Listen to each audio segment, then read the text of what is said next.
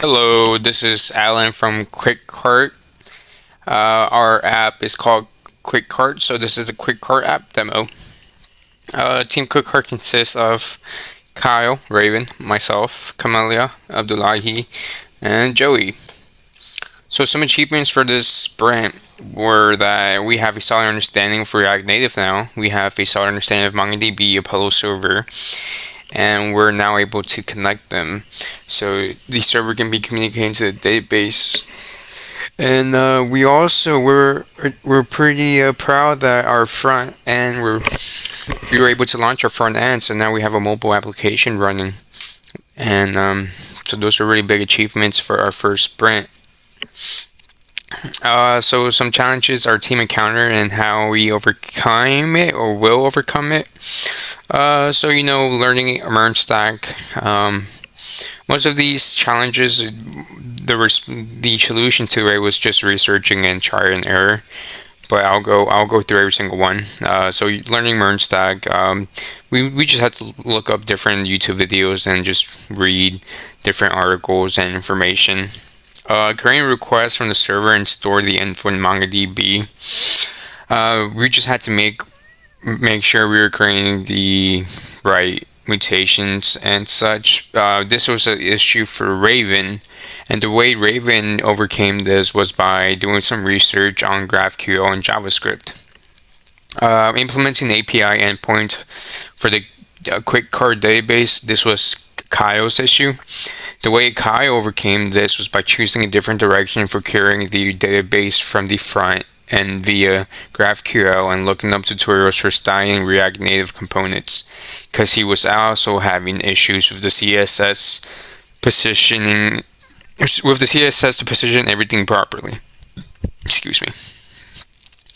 Camilla's issue or challenge was that she was wondering how a map data would be represented in a database. And Camilla overcame this challenge by learning GraphQL and figuring out how the map data would be represented in the database.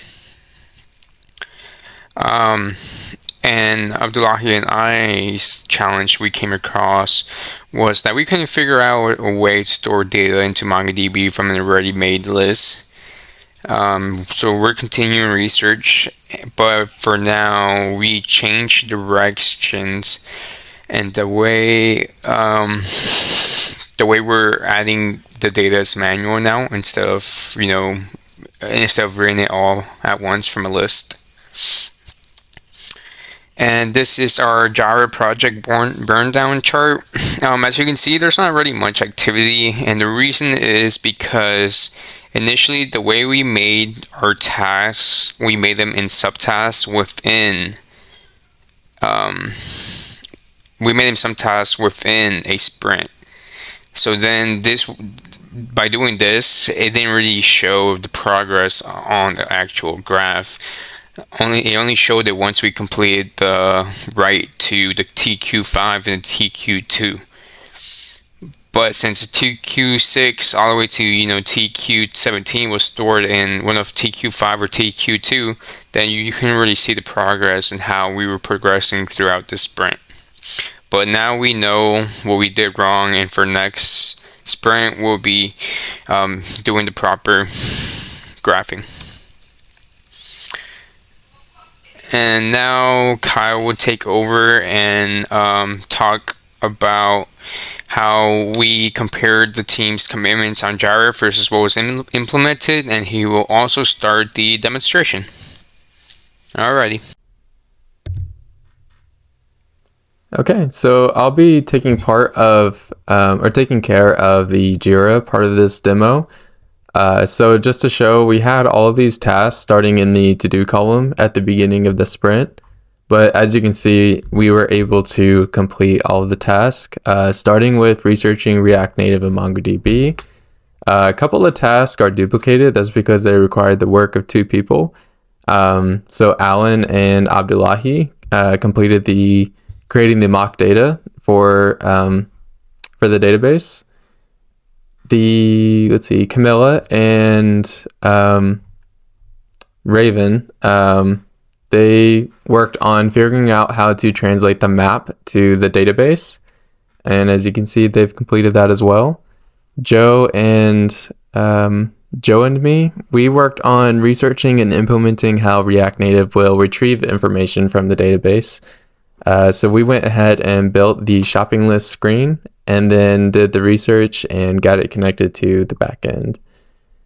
And then Raven also created the wireframe for the demo map, as well as some really helpful UI demonstrations that are available in Figma. And I believe that covers everything for our Jira board. But as you can see, everything has been moved to done from the to-do column, and overall a very successful sprint. The next part of the demonstration, I'm going to show you the feature that I worked on with Joe. So it's just a brief, quick demonstration of it. And as you can see here, this drop-down list comes straight from the database, and it's converted into an array list, and we're displaying that array list in the searchable drop-down. And as you can see, by typing in letters, it can narrow the search or narrow the drop-down. So if someone's going to add pizza, they can search for that and add it. One thing we do need to work on is the reason A doesn't really change much is because so much of the items contain the letter A. So we need to write some code to make sure it searches based on the first letter, so it goes in alphabetical order. But it still works, and so the next letter that was chosen was B, and was able to quickly add bananas. And then you can see the grocery count down below is at 2. That's all I have. Thank you. Hello, I'll be showing you a quick demonstration on what I worked on in this sprint. So in this sprint, we worked in teams of 2, and we assisted other teammates. So for this sprint, I was working with the database engineer, Abdullahi, and I will show you what I worked on specifically. I worked on the get item and create item. Where's create item? And create item right here. Worked on developing this and messing around with these variables, what input it was going to take, and then just creating the mutations and the queries right here. So now I'll show you how this looks like. So we'll go to our sandbox, and let's say pecan cheesecake. I deleted this from the database so we could run this. Wait, did I delete it? Let me check. If not, we'll get to start a new one. Okay, so I did not delete it. Okay, so let's do chocolate cheesecake. Chocolate cheesecake, and we're gonna say this chocolate cheesecake gets a little bit more pricier. So we're going to say $9.99, almost $10, but not exactly. And now this is in the coordinates x11, y1. So we're going to go ahead and create this item. Now we can see we have it assigned an ID to it, and now we can find it. We can find this item with that ID. But we have a chocolate cheesecake that is in aisle 9, the dairy section that is worth $9.99. So now, let's say we want to look for this section later on.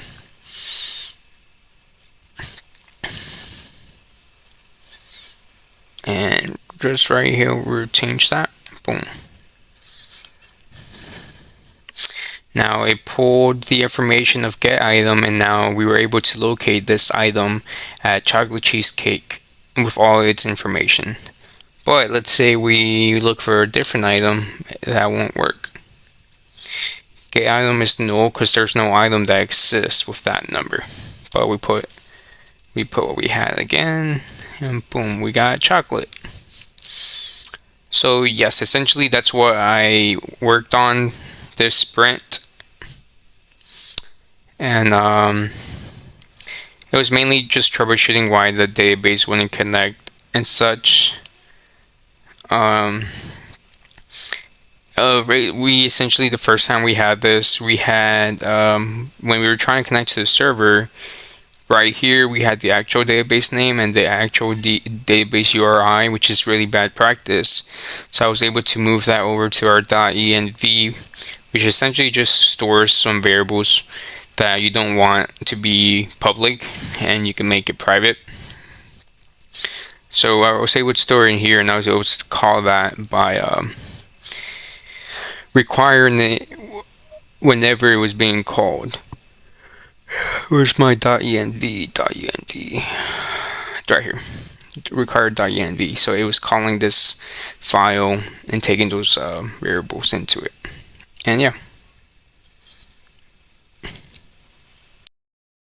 This is a demonstration of the map feature for Team QuickCart for Demo 1. In our source code using GraphQL, we've created an API for our getMap and getMap coordinates queries. We also have an object type to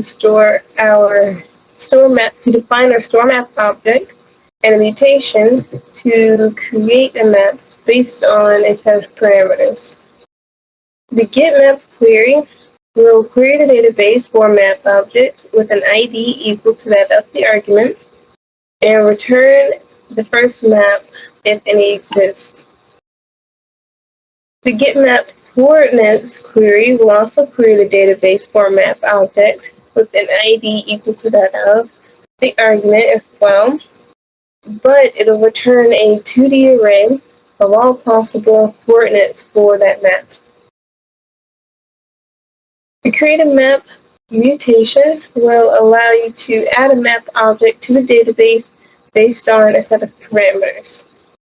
So let's go to Apollo server and create a map.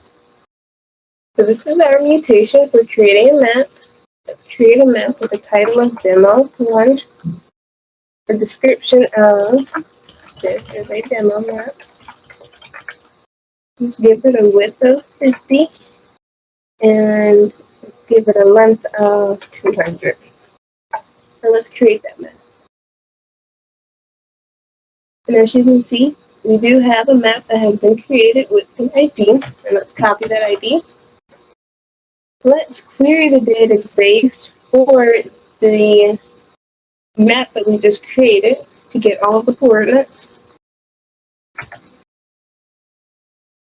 And as you can see, it starts off with 0, 0, and you can scroll all the way down until we get to 50, 200.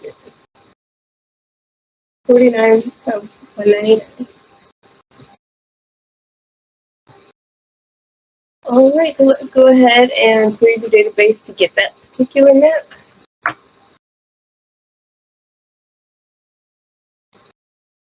And if we scroll all the way up, it has our name, the description, all of the aisles, and it also has the width and the length that we specified. Alright, so I'm going to go ahead and demonstrate my implemented feature during this sprint. So what I worked on with Camilla was to translate the map, our coordinate map, into the database. So what I created over here is a query for getting the aisle, as well as a mutation for creating an aisle.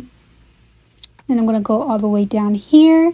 Inside of our resolvers, that's what's actually going to be, that's the information that's going to be given to the Apollo server in order to translate this information into the database. So right here I have a query for get aisle. And what this does is it goes to the database and it retrieves the aisles based on the ID that is found in the database. And then down here I have a mutation for creating an aisle. And since bays are not unique identifiers such as aisles, what I mean by that is that in order for the user to retrieve an item from a database, they're going to be looking towards the aisles, and in those aisles there are going to be bays. I decided to have the bays logic implemented within this create aisle mutation, which I talk more about in my individual presentation. And what that does, it just creates the aisle and places it into the database. Then if we go over to the Apollo server, actually let's first do our npm Okay, cool. It started. So if we go over to create IO, let's say that we want to create a demo IO with number 100. Let's say this is the 100th IO in the store. We have demo, and then we have our xint, y values, create IO. And then if we go over to MongoDB and refresh, we should see all the way down here our 100th IO with all of our bays in it, as you can see right here with the coordinates. Yay! And then if we go over here to get IO, our query, and say that we want to get let's just put 9 right here, get IO, it's going to say, let's not do 9, let's do 9 right here. It's going to say null because that IO does not exist in our database. But let's say that we want to retrieve this IO from the database. All we'll have to do is go to our database, find the ID, and then place it right here. And that's going to fetch the data from the database. So now we have the name, the coordinates. And since this is a vertical IO, all these coordinates right here are Y's. All right, and that's the feature that I implemented for Sprint 1. Hello, this is Abdullahi Munye, and I will be showing you what I have implemented for Sprint 1 of our project. So if I go here to VS Code, what I was basically trying to implement was connecting the database and then creating a markup for that database, markup data for that database, and inserting that markup data into the database and then retrieving that information from the database. I was able to achieve this using MongoDB for the database, and I use GraphQL, which is a query language, which allows me to retrieve that to create CRUD operations for MongoDB and connect it to the front end. So how I did this was I connected the Apollo GraphQL server, I connected the MongoDB client, and then I created schema definitions for the item. So this get item is a query that allows us to insert an ID of an item that we need and returns that item. And then we declare this item type here, which is item, and then ID, which data type is ID, which creates an ID, generates a unique ID. And then we have name and data type string, IO, data type string, etc. We have all those 4 items, and this is the information it will get when it returns item. So that is our query for retrieving data from MongoDB. Now, what we have next is inserting our data into MongoDB. We do this by mutations, which allows us to do create, update, and delete operations. And we have create items, which is past the parameters of names, etc. And then it returns the item that it created. So then we have our resolvers, which allows us to connect GraphQL to MongoDB and then return it to the front end. And this is basically the same thing. So getting our item, getting it from the database, the collection, from the table item or collection item, and find that specific ID that we need, that specific item ID that we need, so it can pull all that information from item, like the name, price, bay, etc. And then we have create item for our mutation, and here we pass along the name, IO, bay, etc. And this is passed on to the new items, and then this new item is inserted into the collection of item. And that is what I did for for this project, or Sprint actually, and I will be demonstrating more inside my individual presentation. My name is Johnson Gabriel from QuickArt. Just a quick demonstration of what I would implement for Spring 1. Me and Kat created the shopping list screen, and inside the shopping list screen I was able to implement the searchable drop-down feature, which would be where a user would type in a letter or something along those lines, and the user would be shown all the items that are inside the database, which can be seen if I run this. Give me a second. So yeah, right here. If a user types in A, everything that has an A in it will be shown here, which I believe is not implemented all that well, but it would be worked on more as the project continues on. So if you type in B, the user will get anything will be easier. So strawberry, blueberries, bananas, French bread, and all the data you're seeing here is the mock data Alan and Abdullahi was able to insert into the database. And the way we're retrieving that database is by first creating a query that returns our inventory. Let me show you. And then we use a use effect hook, React hook, and what that does is basically it returns the data and sets the inventory by retrieving the data inside that inventory. And that inventory was in MongoDB. I can show you as well. There you go. This is the inventory, and it has all the objects, all the different objects. So if this was a store, this would be 3 different stores, and they will have all different types of items. As you can see, it is in the database, so we're not just getting it from the web or anything else. It's an actual database. And yeah, so yeah, we use a use effect hook, which basically just retrieves all the data inside there. And as I mentioned before, I believe all the items are on the array list, takes in the inventory of all the items. So if I run this, give me a second. Let's go. If I run this on my phone, which I won't be able to show you guys, but if I run it and I type in Apple and then